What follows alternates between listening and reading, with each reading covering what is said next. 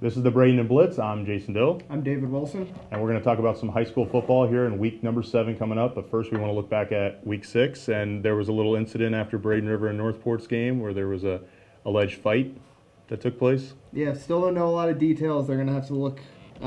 Northport has video. Sarasota County, Northport are looking at it now. Braden River and Manatee County will get it after. Until then, we really won't know that much. Braden River, though, with a bye week coming up, a little bit of time, I guess, to they get a little bit more time to dole out suspensions and whatever is going to come from the incident. Well, yeah, I talked to the Florida High School Athletic Association this morning, and they obviously are waiting to kind of get the pieces from both sides to determine what kind of disciplinary action they're going to take place in that.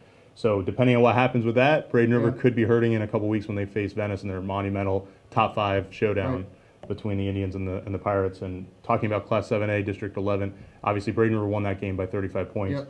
Palmetto also had a blowout win against Lakewood Ranch. Both teams, Palmetto and Braden River, are 2-0 in that district along with Venice, and they're all on a bye week this week. Yeah, essentially where we expected this to be. And the way the schedule works out, and we've talked about it before, Palmetto, Venice, Braden River, they all play each other down the stretch. We knew the division was going to come down to this last few weeks, and that's what it's looking like. And Manatee, that's a school. Now we have somebody else that's kind of having some off-the-field issues with Braden River, but Manatee seems to have righted the ship. They're back in action. This is the lone district game this week. They face Palm Harbor University at home. And they kind of took care of business. I mean, going up and playing a team like Steinbrenner and Lutz, which was undefeated. We said that was going to be their tough game, but they've rolled right through. They scored 90 points in their 2 district games, so they kind of seem to have turned it around a little bit. Yeah, I think we both expected that Manatee, even after some early hiccups, were going to be fine. They're going to make the postseason. It looks like they're going to win that district now again. And their offense was as good as it's been all year last week against Steinbrenner. Yeah, and the other big game this week would be Cardinal Mooney at Southeast. You don't typically think that, but when Paul Meckley, who is a legend of the scene here in Manatee County, besides Joe Canan, Paul Meckley, those are the two that kind of built Manatee County high school football for a long time. He was 33 years at Southeast High School. He gets to return to the sideline. They're going to name the field after him.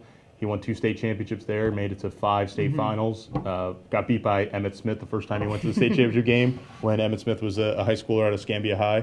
So kind of a big deal to have that big game. There's going to be a lot of emotional kind of conflicts kind of going there. Yeah, that'll be one thing to look at. And also these two teams now, all of a sudden, they started off slowly. Cardinal Mooney lost its first 4 games. Southeast lost its first couple games, but now both undefeated in their district. This isn't a district game.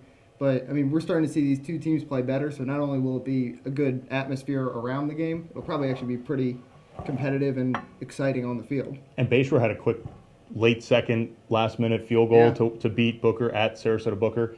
They have a chance to win another game because we just mentioned Braden River Northport. We don't know what's going to happen with suspensions and stuff. Right. If there is any that's going to happen, it's going to be handed down prior to that game, most likely, by the FHSA or the counties. So Northport, which is struggling, 7A program. I still think Northport, even if they're missing some guys, I still think they're probably going to win that game. Yeah. But what is your take on Bayshore kind of still in the hunt for a playoff spot when they go back to district play? Yeah, I saw them play against Palmetto, and they were down 7-0 at halftime of that game. Their defense is good. I think, the numbers are obviously an issue with them. They kind of get worn down against teams like Palmetto and maybe Northport that have the numbers that they don't.